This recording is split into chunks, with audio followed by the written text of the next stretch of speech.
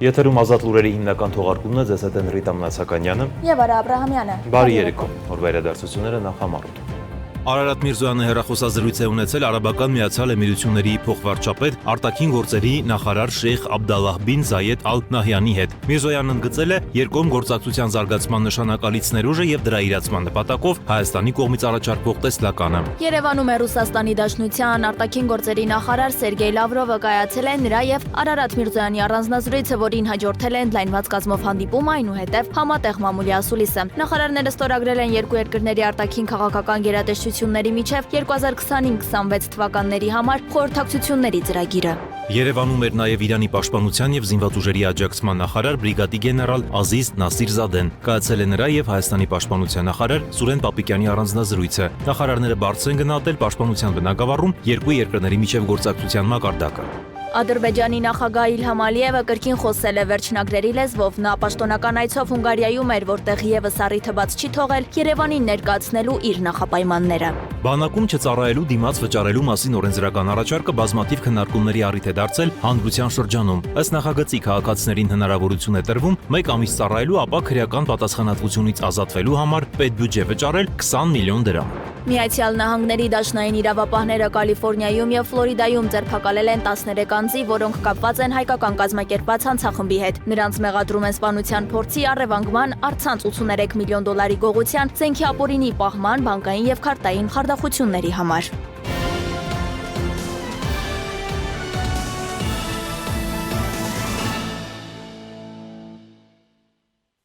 Արտաքին գործերի նախարար Արարատ Միրզոյանը հեռախոսազրույց է ունեցել Արաբական Միացյալ Էմիրությունների փոխվարչապետ արտաքին գործերի նախարար Շեյխ Աբդալլահ բին Զայեդ Ալ Նահյանի հետ։ Միրզոյանն ընդգծել է երկկողմ գործակցության զարգացման նշանակալից ներուժը եւ դրա իրացման նպատակով Հայաստանի կողմից առաջարկվող տեսլականը։ Անդրադարձ է կատարվել առաջիկա ծրագրերին Հայաստանի ու Ադրբեջանի միջև հարաբերությունների կարգավորման գործընթացին։ Միրզոյանը ներկայացրել է վերջին զարգացումներն, ընդգծելով Հայաստանի ու Ադրբեջանի միջև խաղաղության պայմանագրի կնքման կարևորությունը տարածաշրջանային խաղաղության հաստատման համատեքստում։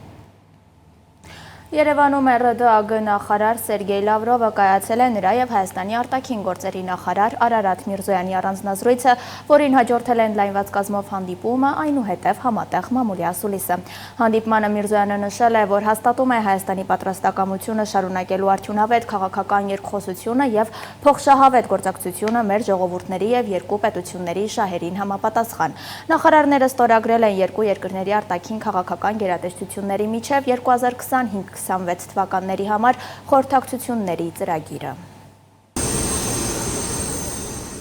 Ռուսաստանի արտգործնախարար Սերգեյ Լավրովը երկօրյա աշխատանքային այցով Երևանում է։ Աշխատանքային հանդիպումներին ընդառաջ Լավրովն ու պատվիրակության անդամները հարգանքի տուրք են մատուցել հայրենական մեծ պատերազմի հերոսների հիշատակին, ծաղկեպսակ դնելով Երևանի հաղթանակի զբոսայգում անհայտ զինվորի գերեզմանի անմար կրակի մոտ։ Այնուհետև ԱԳՆ շենքում տեղի ունեցել Միրզոյան-Լավրով առանձնազրույցը, ապա ընդլայնված կազմով հանդիպումը, որին հաջորդել է երկու երկրների արտաքին քաղաքական գերատեսչությունների ղեկավարների համատեղ մամուլի ասուլիսը։ Նախարարները նախամփոփել են հանդիպման արդյունքները, ապա պատասխանել լրագրողների հարցերին։ Առանցքում երկու երկրների միջև հարաբերություններն էին տարածաշրջանային ու գլոբալ աշխարհաքաղաքական իրադարձությունները։ Երկուստեք նշվել է Երևանի եւ Մոսկվայի բարձր մակարդակի քաղաքական երկխոսությունը։ Նշել ենք, որ ընթացիկ տարին իհարկե հագեցած էր եւ կշարունակի հագեցած լինել փոխայցելություններով։ Հայաստանի Հանրապետության վարչապետը այցելեց Մոսկվա մայիսի 9-ին, այժմ պատիվ ունենք հյուրընկալել արտգործնախարարի պատվիրակությանը, սպասում ենք Դաշնային խորհրդի նախագահ Տիկին Մատվիենկոյի եւ նրա պատվիրակության այցին։ Միրզոյանը տեղեկացրել է, որ ստորագրվել է երկու երկրների արտգործնախարարությունների միջև քաղաքական խորհրդակցությունների նոր պլանը հաջորդ 2 տարիների համար։ Մենք ունենք փոխշահավետ եւ բավական հաջողված փոխգործակցություն ԵԱՏՄ շրջանակներում։ Իհարկե տարածաշրջանի տնտեսական զարգացման ներուժը ամբողջությամբ չի իրացվում եւ մենք վստահ ենք, որ տարածաշրջանային հաղորդակցությունների ապաշրջափակման, տրանսպորտային ենթակառուցվածքների վերագործարկման հնարավորության դեպքում մեր փոխշահավետ տնտեսական համագործակցությունը եւս էապես կավելանա։ Միրզոյանի խոսքով անդրադարձ է եղել նաև խաղաղության խաչմերուկ նախագծին եւ դրա ընձեռող հնարավորություններին, նաև տարածաշրջանային հարցերին։ Խոսել են Հայաստանի եւ Ադրբեջանի խաղաղության եւ միջպետական հարաբերությունների հաստատման համաձայնագրի կնքման հարցում Հայաստանի հետևողական դիրքորոշման մասին։ Չնայած այս ճանապարհին առկա բոլոր դժվարություններին եւ մարտահրավերներին, Հայաստանը հաստատակամ է եւ շարունակում է ջանքեր գործադրել տարածաշրջանում կայուն խաղաղություն հասնելու համար եւ մեր համոզմամբ սա համապատասխանում է մեր անմիջական հարևանությամբ գտնվող բոլոր երկրների շահերին եւ հետաքրքրություններին։ Ռուսաստանի արտաքին գործերի նախարարն էլ նախ շնորհակալություն է հայտնել ջերմընդունելության համար, ապա նշել, որ անդրադարձել են տարբեր ոլորտներում գործակցություններին, խոսել Կապանում գլխավոր հյուպատոսության բացման նախապատրաստական աշխատանքների մասին։ Ռուս պաշտոնյան նշել է, որ քննարկվել է նաև անվտանգության համակարգում գործակցությունը, այդ թվում ՀԱՊԿ-ի շրջանակում։ Մենք շահագրգռված ենք ՀԱՊԿ-ում Հայաստանի ակտիվ մասնակցությամբ։ Ուշադրություն ենք դարձրել Հարավային Կովկասում խնդիրներին։ Մենք համոզված ենք, որ ծագող հարցերը պետք է լուծվեն առաջին հերթին տարածաշրջանի երկրների մասնակցությամբ։ Որևէ առումով դեմ չենք, որ արտատարածաշրջանային երկրներն իրենց հարաբերությունները զարգացնեն այստեղ գտնվող երկրների հետ։ Այն ընկալմամբ, որ նման գործակցությունը ուղղված չլինի տարածաշրջանում լարվածության ստեղծմանը։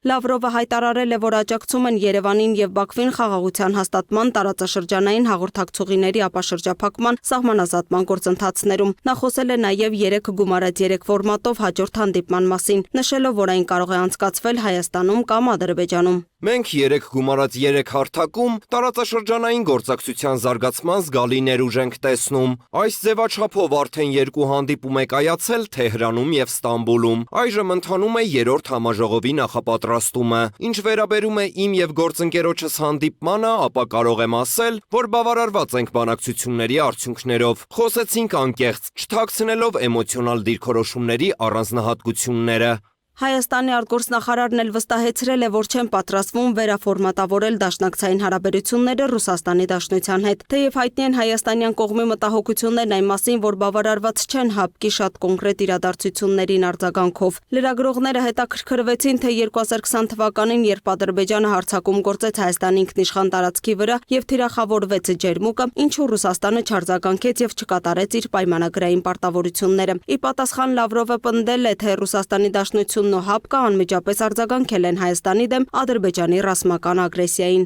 Ռուսաստանը եւ ՀԱՊԿ-ը 2022 թվականին Ջերմուկում տեղի ունեցող իրողություններին արձագանքել են եւ հանդես եկել գործնական առաջարկներով։ Մասնավորապես առաջարկել ենք դիտորդական առաքելություն ուղարկել, սակայն Հայաստանի Հանրապետության իշխանությունը մերժել է եւ փոխարենն ընդունել ԵՄ դիտորդական առաքելությանը։ Սակայն Հայաստանի Հանրապետության իշխանությունը մերժել է եւ փոխարենն ընդունել ԵՄ դիտորդական առաքելությանը։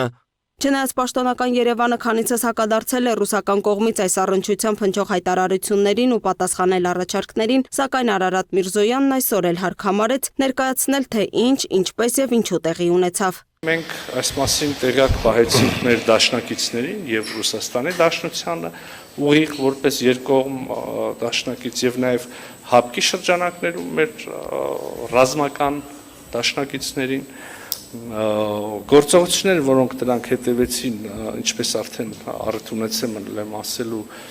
գոհացուցիչ չէին Հայաստանի Հանրապետության համար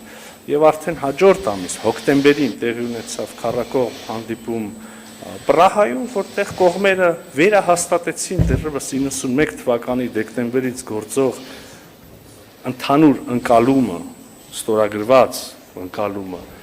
այն մասին, որ Հայաստանը եւ Ադրբեջանը ճանաչում են իրենց տարածքային ամբողջականությունը Ալմա-Աթայի հռչակագրի հիման վրա։ Ինչ վերաբերում է 44-օրյա պատերազմին եւ Արցախում տեղի ունեցած ողբերգական իրադարձություններին, ապա Լավրովն այս անգամ էլ կրկնեց այն, ինչ քանիցս ասել էր։ Ղարաբաղի հարցում ոչ ոք չի կարող մեզ մեղադրել, քանի որ թե նախագահ Պուտինը, թե նախագահ Մեդվեդևը տարիների ընթացքում առաջարկում էին լուծում, որն ապահովելու էր արդար մոտեցում խաղաղ բանակցությունների միջոցով։ Հիշեցնեմ, եմ, թե խոսքն ինչի մասին է։ Որպես առաջին փուլ ադրբեջանական 7 շրջաններից վերադարձնել 5-ը եւ որպես միջանկյալ փուլ պահպանել Քարվաճարի եւ Լաչինի շրջանները, որոնք շատ ավելի մեծ տարածքներ են, որոնք Հայաստանի Հանրապետությանը միացնում են Ղարաբաղին։ Այսպիսով ԼՂ-ի հարցի կարգավորումը հետաձգվեց երկար տարիներով։ Կար նաեւ մոտեցում, որ այդ հարցի լուծումը թողնվի սերունդներին։ Երևի այն տարբերակն ավելի լավն էր, քան ինչ հիմա ստացվեց, քանի որ կոմպրոմիսային առաջարկները, որոնք տարիներ շարունակ առաջ էին մղվում ռուսական կողմից, մերժվեցին։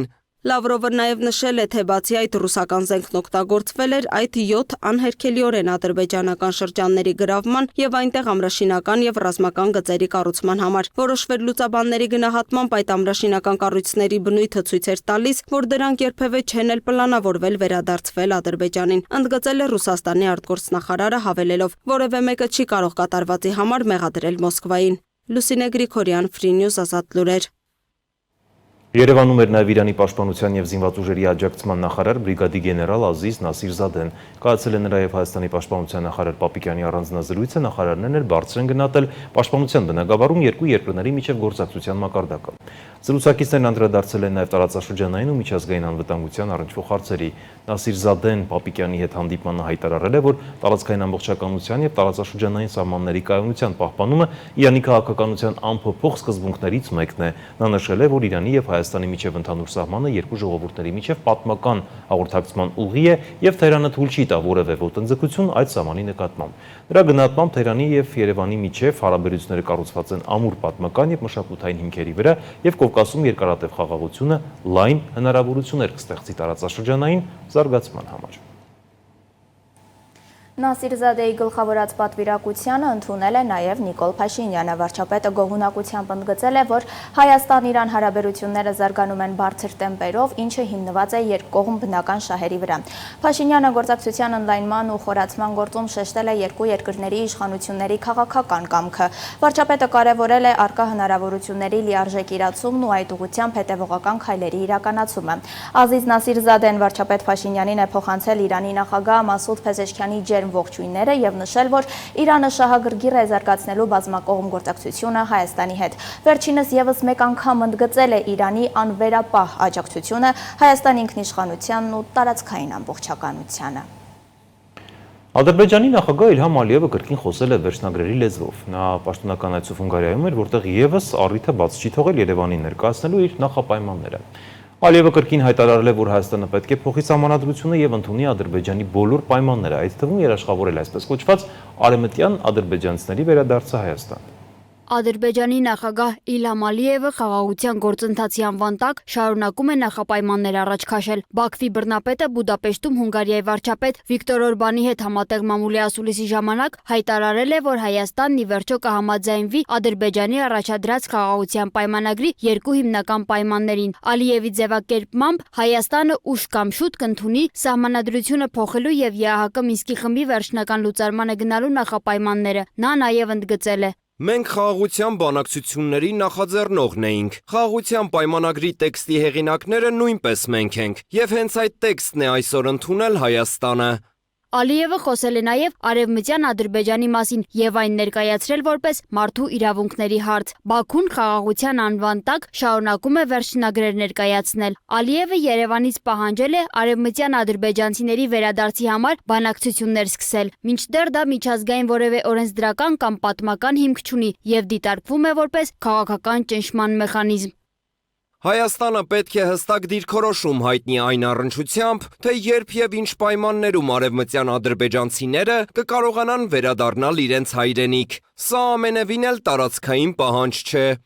Ալիևի այս կոչերը եւ իր իսկ ստեղծած արևմտյան Ադրբեջան կոչվող ծրագիրը հակասում են միջազգային իրավունքի նորմերին։ Հայաստանը որևէ միջազգային պայմանագրով նման պարտավորություն չունի, իսկ սահմանադրության փոփոխության պահանջը կարող է դիտարկվել որպես երկրի ինքնիշխանության ուղղակի խախտում։ Ալիևը շարունակում է հանդես գալ ռազմատենչ ռետորաբանությամբ, ինչն ուղղակիորեն կասկածի տակ է դնում Բաքվի խաղաղության գնալու մտադրության անկեղծությունը։ Մի կողմից Ադրբեջանն իր աշխարհի հայտարարում է, որ պատրաստ է խաղաղության պայմանագիր ստորագրել, մյուս կողմից հանդես է գալիս Հայաստանին ուղղված նոր մեղադրանքներով ու նոր նախապայմաններով։ Վերջերս Բաքուն խոսեց նաև Հայաստանի զինանշանի մասին, հայտարարելով, թե իբրև այն Ադրբեջանի նկատմամբ տարածքային պահանջներ է պարունակում։ Ի դեպ, Ադրբեջանի ղեկավարն այսպես կոչված Արևմտյան Ադրբեջանի մասին ակնարկել է ոչ միայն Հունգարիայում, այլև Թուրքիայում։ Նա Անկարա է մեկնել մասնակցելու վերադարձը Արևմտյան Ադրբեջան որպես մարդու իրավունքների գերակայության կարևոր պայման խորագրով համաժողովին, որի ժամանակ ունեցած ելույթում հստակ նշել է, թե արևմտյան ադրբեջանցիների վերադարձի հարցը Ադրբեջանի օրակարգից չի հանվի այնքան ժամանակ, քանի դեռ այն չի իրականացվել։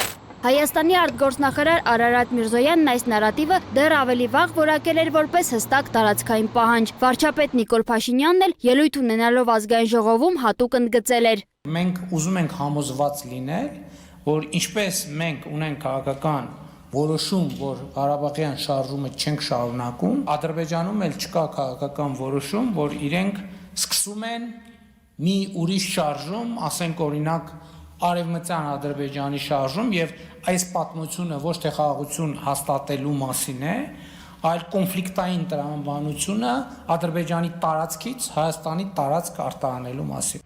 Բաքվի այսպիսի հայտարարությունները եւ նախաձեռնությունները հարցականի տակ են դնում տարածաշրջանում վստահության վերականգնման հնարավորությունը։ Միաժամանակ դրանք հող են նախապատրաստում ապագա վեճերի եւ շահարկումների համար։ Ի դեպ, Հունգարիա այցի ընթացքում Ալիևը նաեւ անդրադարձել է Բուդապեշտ-Բաքու հարաբերություններին, ընդգծելով դրանց ռազմավարական բնույթը։ Նրա խոսքով Հունգարիան այն քիչ երկրներից է, որն իբր վարում է անկախ քաղաքականություն։ Օրբանն էլ իր հերթի երախտագիտություն է հայտնել Բաքվին գազի մատակարարումներն ավելացնելու վերաբերյալ խոստման համար։ Սոնա Գիշյան, Free News, Ազատ լուրեր։ Բուդապեշտում կայացած թուրքական պետությունների կազմակերպության գագաթնաժողովում Թուրքիայի նախագահ Ռեջեփ Թայիփ Էրդողանը հայտարարել է, որ ուշադիր հետևում են Կովկասում տեղի ունեցող իրադարձություններին։ Մենք ուրախ ենք, որ Ադրբեջանը համաձայնության է եկել Հայաստանի հետ խաղաղության համաձայնագրի շուրջ։ Եթե երկու երկրների միջև հաջողվի մշտական խաղաղություն հաստատել, դա շատ հնարավորություններ կբացի մեր թուրքական աշխարհի համար։ Այս պահին վստահ եմ, որ հաղթանակած նախագահն իմ եղբայր Ալիևը պատմության մեջ կմնա որպես տարածաշրջանում խաղաղություն բերող առաջնորդ, ասել է Էրդողանը։ Նա խոսել է նաև միջին միջանցքի մասին եւ այն ռազմավարական որակել թուրքական աշխարհի համար։ Արարատ Միրզոյանը երեկ ելույթ է ունեցել Եվրոպական միության Արևելյան Եվրոպայի եւ Կենտրոնական Ասիայի դեսպանների տարածաշրջանային սեմինարին։ ԱԳ նախարարը խոսել է ԵՄ-ում առկա անվտանգային դիլեմաների եւ քննարկումների ժողովրդավարության, Հայաստանի ԵՄ-ին անդամակցության գործընթացի, նաեւ տարածաշրջանում խաղաղության հաստատման մասին։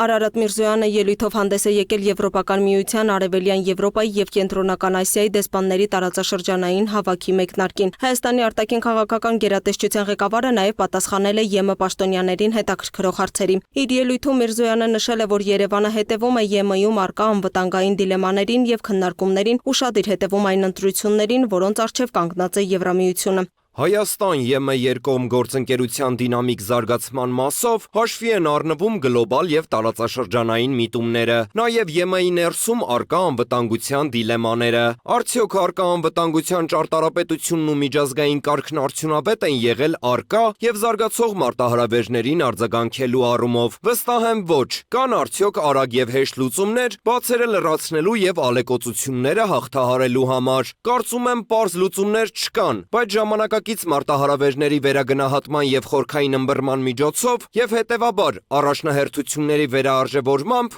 անհրաժեշտ է ապահովել ավելի ամուր սիներգիա հիմնական արժեքների, ժողովրդավարական սկզբունքների եւ միաժամանակ համարձակ լուծումների միջև։ Խոսելով ժողովրդավարական ընտրություններից Միրզոյանն ասաց, որ 4 տարի առաջ հիբրիդային պատերազմի պայմաններում Հայաստանին հաջողվեց անցկացնել լիովին ազատ ընտրություններ։ Ըստ Միրզոյանի մենք նաեւ համարձակ քայլեր ենք ձեռնարկել մեր գործընկերությունները դիվերսիֆիկացնելու ուղղությամբ։ Այս համատեքստում Հայաստանն ակտիվորեն ամրապնդում է իր ռազմավարական հարաբերությունները Միացյալ Նահանգների հետ։ Նպատակ ունենալով զարգացնելու այս հարաբերությունները նաև Միացյալ Նահանգների նոր վարչակազմի օրոք, ինչի մասին են վկայում բարձր մակարդակի պաշտոնյաների շարունակական կառուցողական շփումները։ Մենք նաև ակտիվ քայլեր ենք ձեռնարկում ԵՄ անդամ պետությունների հետ ռազմավարական գործընկերությունն ընդլայնելու ուղղությամբ։ Հպարտությամբ կարող եմ նշել Նիդերլանդների հետ ունեցած արդյունքները։ Երկու երկրների միջև ռազմավարական գործընկերություն գործընկերության հռչակագրի ստորագրումը։ Մենք ձևավորել ենք ռազմավարական երկխոսություն Միացյալ Թագավորության հետ, ինչը հանդիսանում է մեր երկու ժողովրդավարությունների միջև ամուր գործակցության եւ բարեկամության նշան։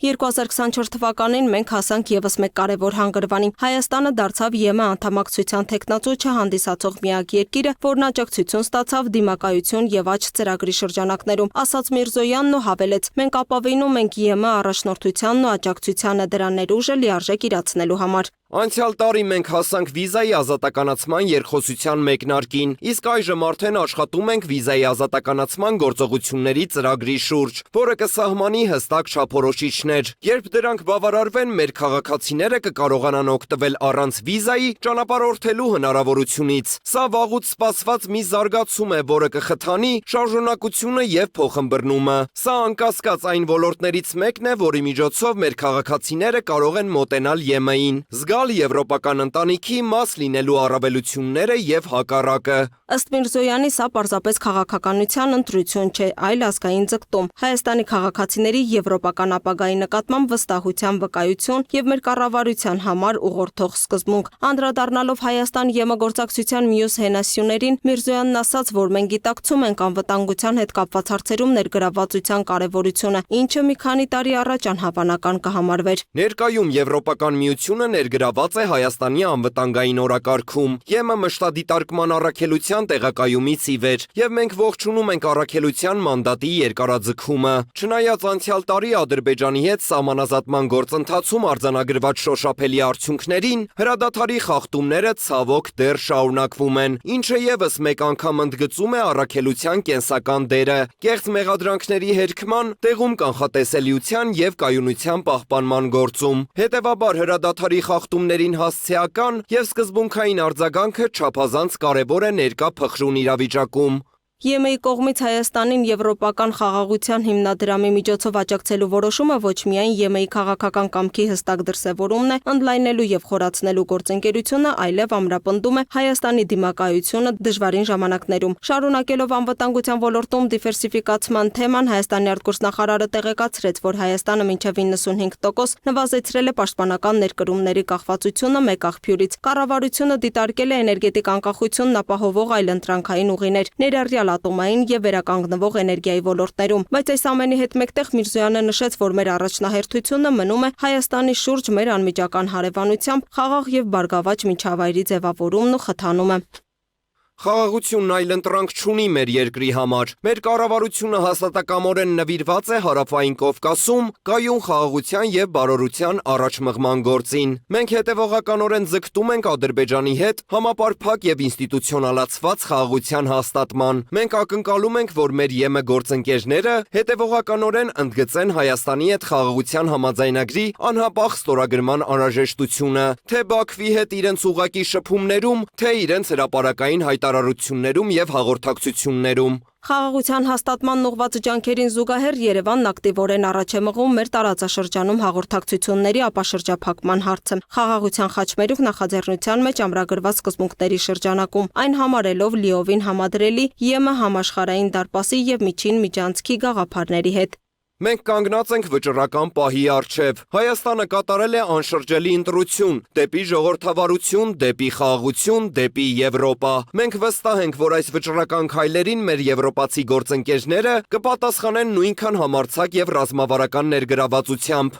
ամրապնդելով իսկապես փոխադարձ եւ վերափոխող գործընկերությունը։ Լուսինե Գրիգորյան, Free News, Ազատ լուրեր։ Կարճատև գովազդային դադարից հետո կշարունակենք թողարկումը։